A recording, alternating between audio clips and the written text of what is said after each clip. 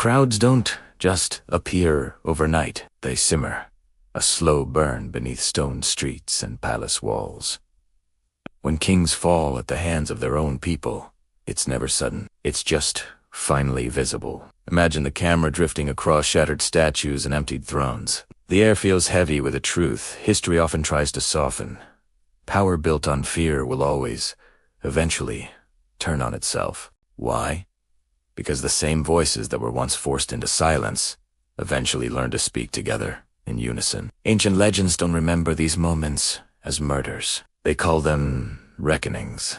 It's the moment a so-called divine ruler discovers that belief is fragile and obedience ends. The second survival becomes more important than reverence. Across lost civilizations, archaeologists uncover these abrupt endings. Palaces burned from within, royal chambers sealed in haste, and cities abandoned after violence erupted right at the heart of power. Ancient maps freeze empires at the moment before they collapsed, showing realms that looked stable right up until their final breath. Forbidden texts often whispered the real reasons: bread shortages, forced labor, brutal punishments that turned loyalty into deep-seated resentment. When rulers ignored the omens, the protests, and the famines, they made a fatal mistake. They mistook silence for peace, never realizing that anger was quietly organizing itself, patiently learning that unity could shatter a fear once thought to be permanent. Often, climate change was the catalyst that lit the fuse. Droughts,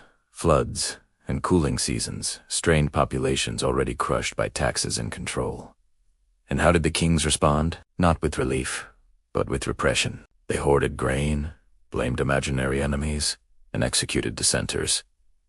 Archaeology reveals the grim evidence: mass graves hidden beneath ceremonial spaces, a desperate attempt to disguise chaos as order. Later, official chronicles would frame these uprisings as treason, suppressing the truth that revolt grew from a desperate need to survive, not from ambition. The final blow didn't come from foreign invaders, but from the very people who had carried their empires through every other hardship. Political spin has always shaped how these deaths were remembered.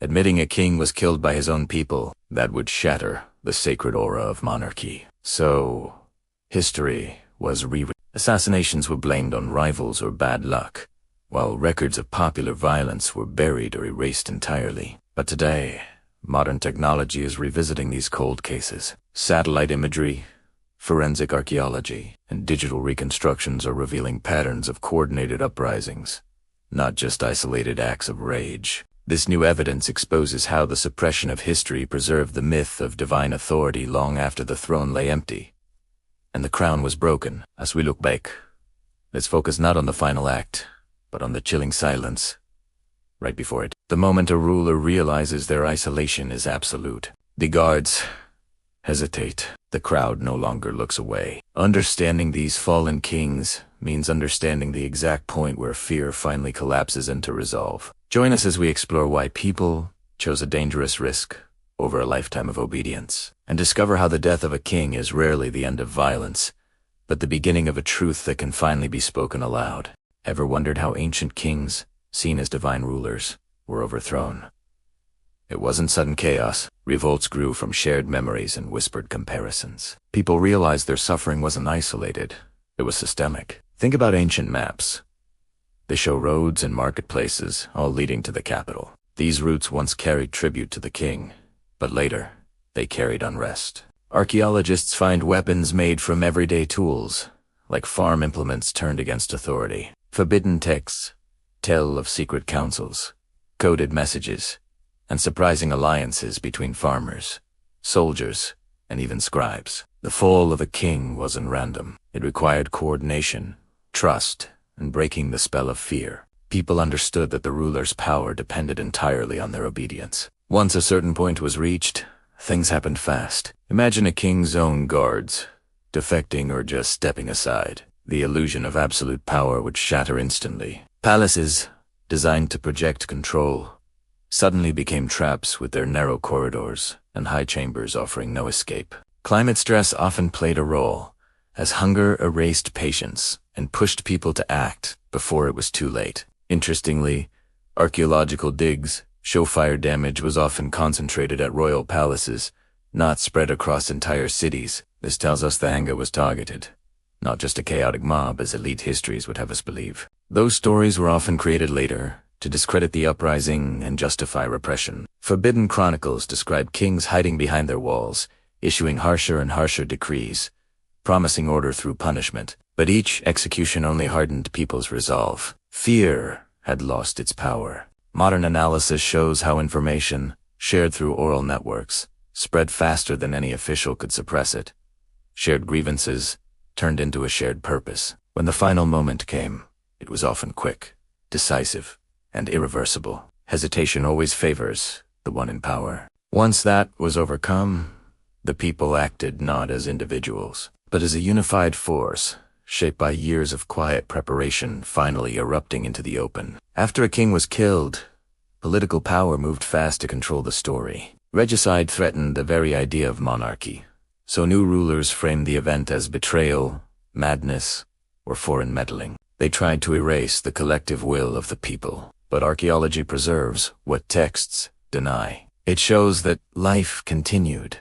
Societies didn't collapse, they restructured. This contradicts the claim that order depends on an absolute ruler. Today, technology helps us uncover these patterns, challenging old ideas about popular justice. The story isn't just about a dramatic end. It's about how the ruled became the actors, how coordination replaced fear, and how sustained pressure, not sudden rage, brought down a king. When a king died, not of old age, but at the hands of his own people, what coming next?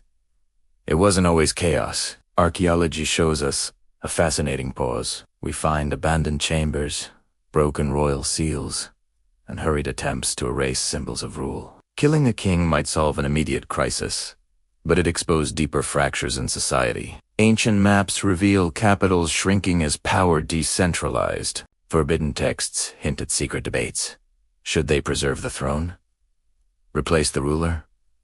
Or dismantle the system entirely? This uncertainty was dangerous. The habits of obedience don't just vanish overnight, and fear lingers long after its source is gone. Lost civilizations teach us that this moment was a crossroads. Some communities seized the opportunity to reform. They redistributed land, rewrote laws, and put limits on authority. Others simply rushed to crown a replacement, repeating the very structures that had already failed. Often, external pressures, like droughts or floods, forced their hand, leaving no time for a thoughtful transition. Archaeology uncovers these divergent paths.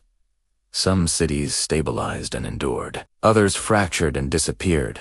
The death of a king wasn't destiny. It was an opportunity. The outcome depended on whether people confronted the system that enabled abuse, or just removed the figurehead who embodied it. Of course, those in power worked tirelessly to control the narrative. Popular executions challenged the whole idea of a king's divine right to rule. So, official histories reframed uprisings as chaos that was narrowly averted by a new, wise ruler. Records of collective action and popular justice were buried. But modern technology is now revisiting these ancient sites. Forensic analysis and spatial modeling show a surprising continuity of daily life after a regicide. Order did not collapse without kings. The suppression of this truth served future elites, who feared the precedent of accountability far more than they feared instability. Over time, the stories of kings killed by their people became myths, retold as warnings to discourage future rebellion. Texts describing the planning, cooperation, and moral justification for these acts were hidden